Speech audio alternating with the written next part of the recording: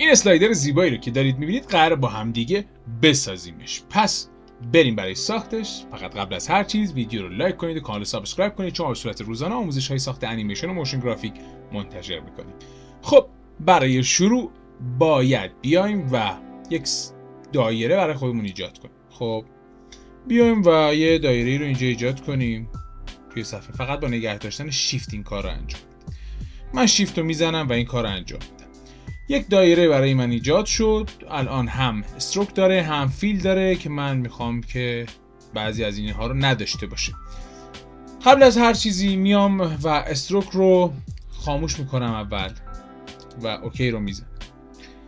این رو باید انکر پوینتش رو بذارم وسط چین باشه و توی صفحه هم به همین صورت بیام پایین ببینیم الاین اینجا هستش یا نه. اگر بود، اگر نبود باید فراخوانیش کنیم. بیام اینجا بگم الاین اینجا نیست، پس بیاد لطفا.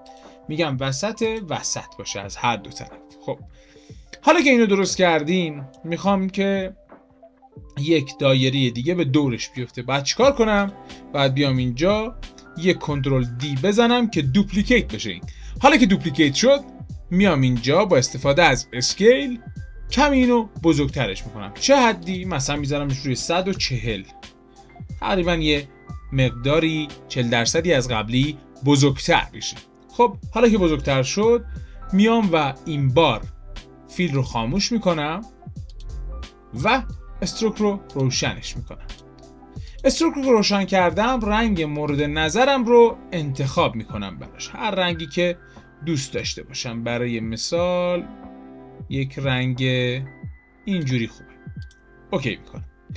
حالا که اوکی کردم و رنگ مورد نظرم رو انتخاب کردم میام این رو به صورت نقطه‌ای در میارم. یعنی یک سری نقطه چین اینجا وجود داشته باشه. چیکار میکنم؟ قبل از هر چیزی مطمئن میشم که اول انکر پوینتش وسطه و این هم دقیقاً وسط چینه که میبینیم هست.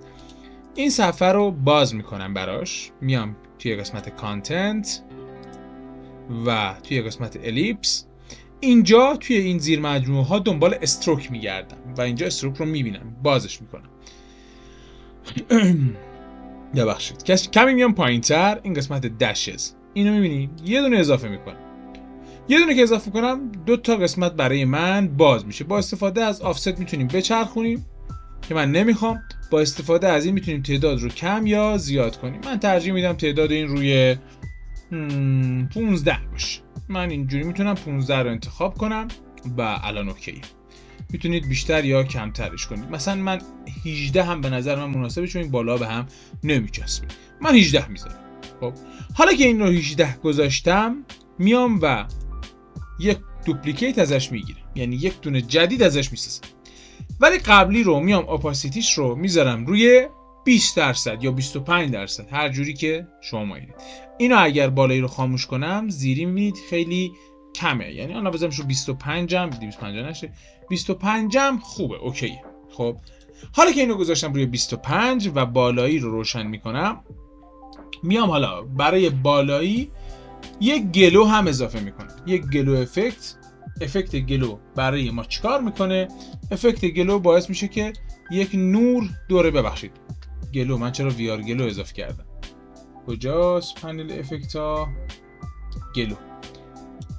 یک نوری دوره صفحه ایجاد میکنه. خب حالا این نور رو میتونیم کمی تغییرش بدیم و افزایشش بدیم. مثلا من میگم در این حد نور اضافه بشه. این هم روی 1 باشه کفایت میکنه.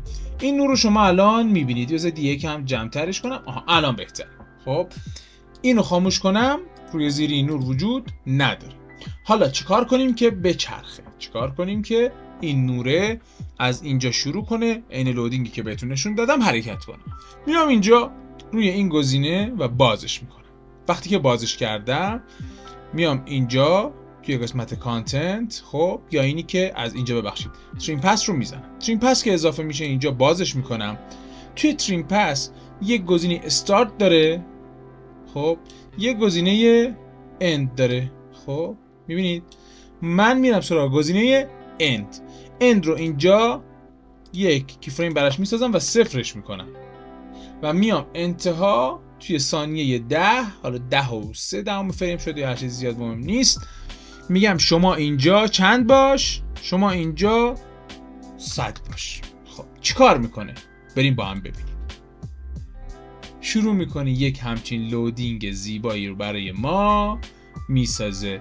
توی جلسه بعدی میخوام بهتون یاد بدم به همین لودینگی که ساختیم اسلایدر اضافه کنیم. ببین الان دوباره برگشت از اول اسلایدر اضافه کنیم. مثلا از ثانیه 10 بشماره 9 8 7 6 5 4 3 2 1 0 و اینو توی جلسه بعدی بهتون آموزش میدیم. اگه از این آموزش لذت کافی رو بردید ممنون میشم که همین ویدیو رو لایک کنید و کانال ما رو سابسکرایب کنید. تا درود دیگر، بدرود دوستان جان.